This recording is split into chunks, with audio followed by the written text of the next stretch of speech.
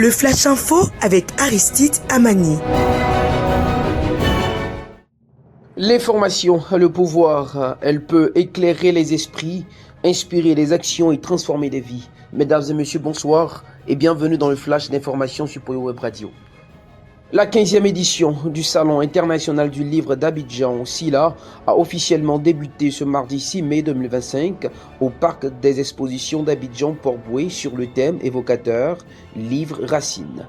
Cette version souligne l'importance du livre non seulement en tant que point d'ancrage culturel, mais également comme outil de développement et de libération personnelle. Ali Coulibaly, grand chancelier de Côte d'Ivoire et parrain du SILA, a mis l'accent sur l'importance de faciliter l'accès aux livres pour les populations. D'après lui, le livre devrait être érigé en cause nationale vu que la lecture est cruciale pour la formation des citoyens et l'avancement du pays. L'association des retraités du corps préfectoral de Côte d'Ivoire a lancé le mercredi 7 mai à Abidjan un appel pour l'harmonisation de leurs pensions de retraite.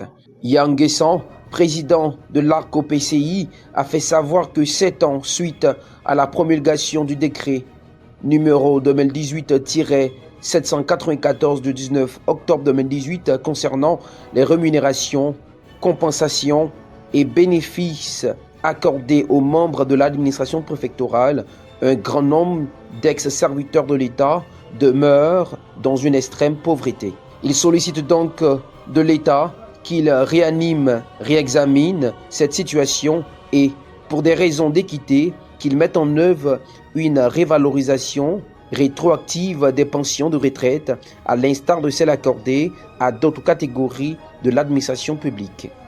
Le président de la Cour de justice de la CEDEAO appelle à une justice inclusive en Afrique de l'Ouest. Lors d'un discours à Lagos, au Nigeria, le lundi 5 mai 2025, Ricardo Claudio Monteiro Gonçalves, président de la Cour de justice de la CEDEAO, a plaidé pour une grande inclusion, accessibilité et transparence dans le domaine judiciaire en Afrique de l'Ouest.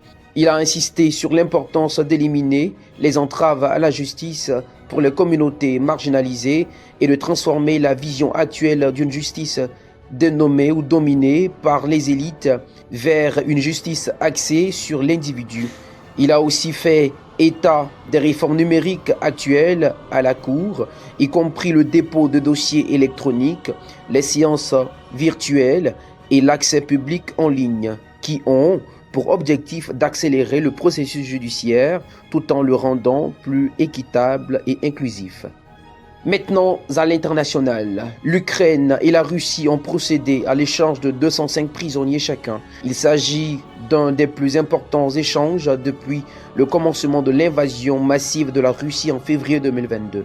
La libération orchestrée avec l'aide des Émirats arabes unis a eu lieu à proximité de la frontière nord des deux nations et a suscité des réactions touchantes dans un hôpital de Tcherniv en Ukraine qui a accueilli des détenus libérés. Des familles ukrainiennes sont arrivées brandissant des bannières et exhibant des images de leurs êtres chers disparus en quête désespérée d'informations.